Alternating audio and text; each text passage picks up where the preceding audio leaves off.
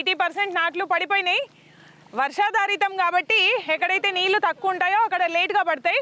So వర్షాలు పడి నిన్న ఈరోజే గ్యాప్ వచ్చింది. సో వీళ్ళందరూ మళ్ళీ బ్యాక్ టు పెవిలియన్ మళ్ళీ నాట్లు వేయడానికి వచ్చేసారు. అయినా నేను కూడా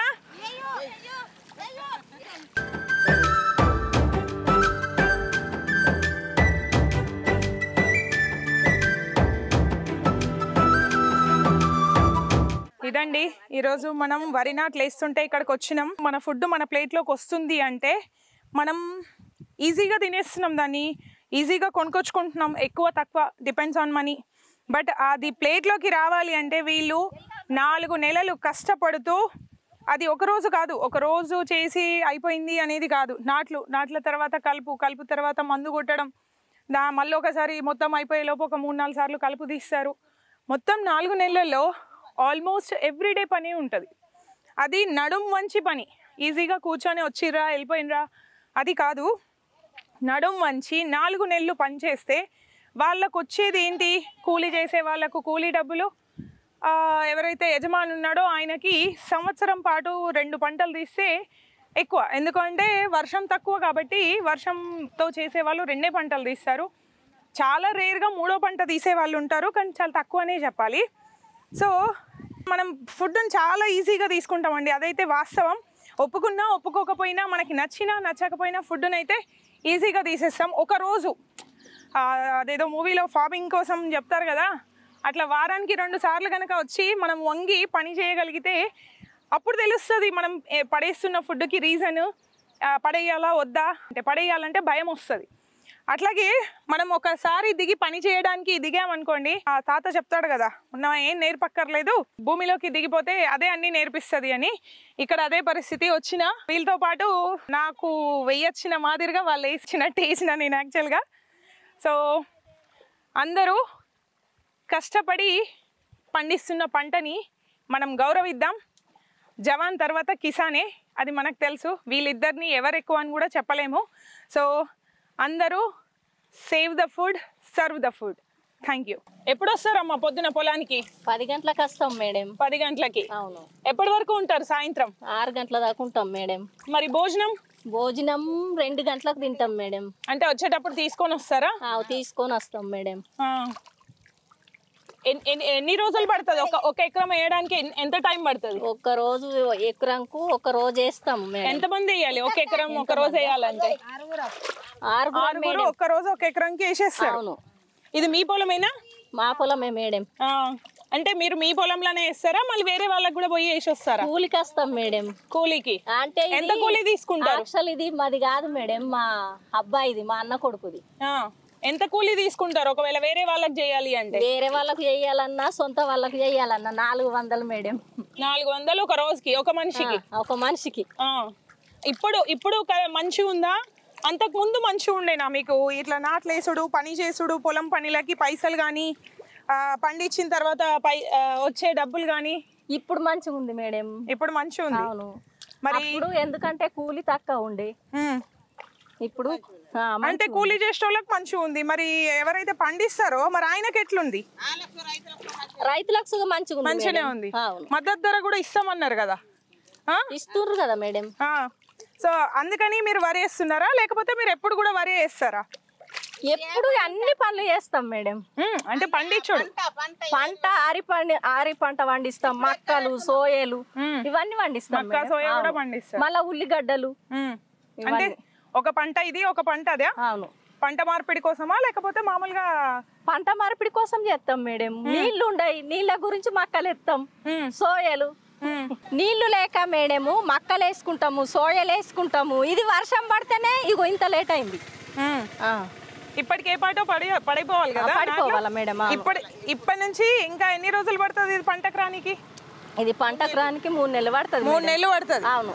ఇది సన్న వడ్ల, దొడ్డు వడ్ల? సన్న వడ్లు, దొడ్డు వడ్లు 2 కలిపి వేస్తాం మేడం, విడివిడివిగా. ఓకే. ఒక మడి వేసుకుంటే ఒక మడి అది తినడానికి, అమ్మేయడానికి అట్లా చూసుకుంటారేమో. నా పేరు నరసవ్వ. నరసవ్వ, ఎన్ని రోజుల నుంచి చేస్తున్నావు ఈ పొలం పని? 50 ఏళ్ళు అవుతుంది. 50 ఏళ్ళ నుంచి చేస్తున్నావు? ఇదే కూలి పని. ఊళ్ళు లేదు, అడిలో చేను లేదు, మాకు చేను లేదు, పొలం లేదు, ఏం లేదమ్మా. ఇల్లు లేదు, లేదు ఇల్లు 50 సంవత్సరాల నుంచి చేస్తున్నావు ఇదే పని. మరి ఏం సంపాదించుకోలేదా? ఏం సంపాదించుకుంటాం మేడం, చేసుకునుడు, కడుపుకు తినుడు, పిల్లలను నడుపుకునుడు. ఎంతమంది పిల్లలు? 2 కొడుకులు 1 బిడ్డే. పెళ్ళిళ్ళు అయినాయా? పెళ్లిళ్ళు అయినాయి మేడం, పెళ్లిళ్ళు అయినాయి కానీ నా చిన్న కొడుకు కిరాయే ఉన్నాడు, గుడిసె ఉన్నది, గుడిసెనే వేసుకున్నాం మేడం. ఇల్లు లేదు, మాకేం లేదు. మరి ఎప్పుడు గవర్నమెంట్ కి అర్జీ పెట్టుకోలేదా ఇల్లు కావాలని? పెట్టినాము. మరి 10 ఏళ్ళు పరిపాలన ఆయన చేసిండు, ఆయన ఏమి ఇయ్యలేదు.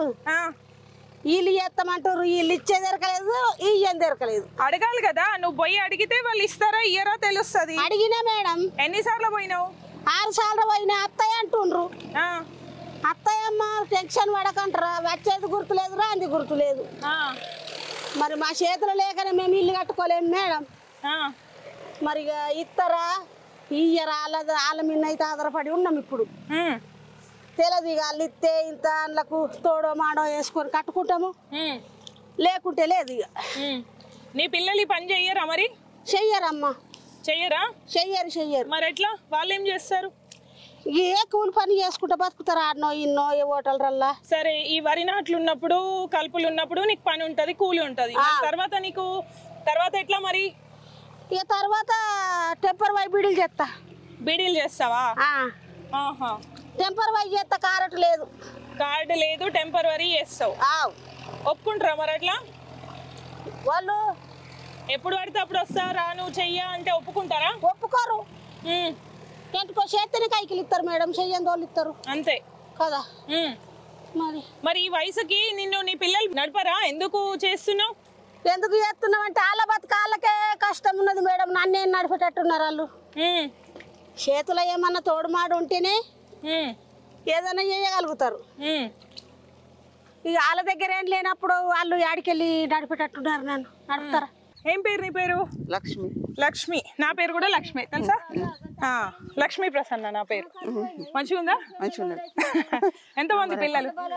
నాకా ముగ్గురు పిల్లలు. పెళ్ళిళ్ళు అయిపోయినాయా? ఏం చేస్తారు? ఎగ్జామ్ పని చేస్తారు. మంచిగా ఉందా మరి వాళ్ళకు? మంచిగా.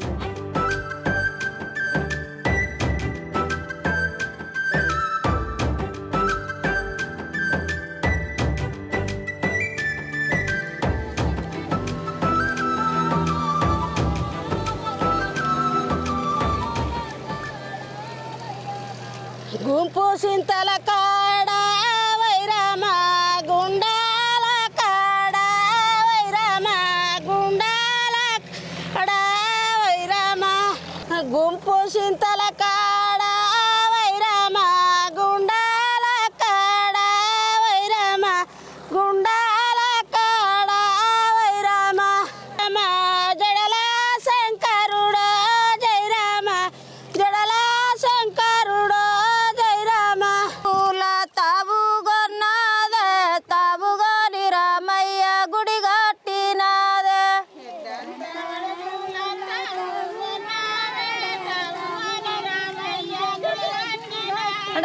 ఎద్దంతా వడగూల తావుగొన్నాడ తావుగోని రామయ్య గుడి కట్టినాడ.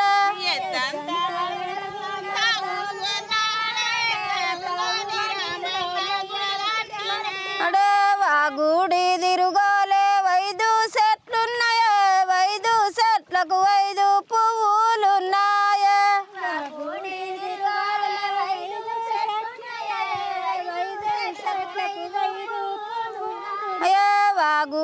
తిరుగోలే 5 చెట్లున్నాయే 5 చెట్లకు 5 పువ్వులున్నాయే.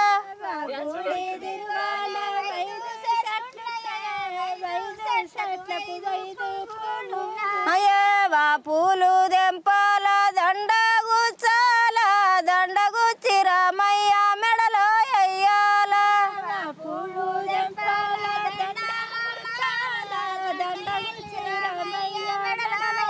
అలా ఎద్దంతా వడగూల తావుగొన్నాడ తావుగాని వంజన్న గుడి కట్టినాడ.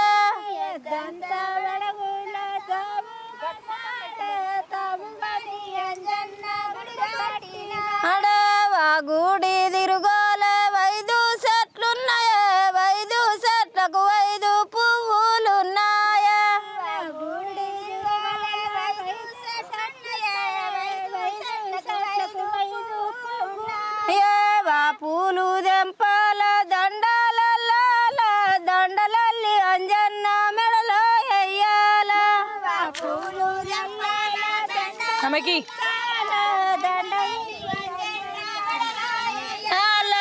ఎద్దంతా వడగుల తాబుగొన్నాడ తాబుగాని బాబయ్య గుడి కట్టినాడ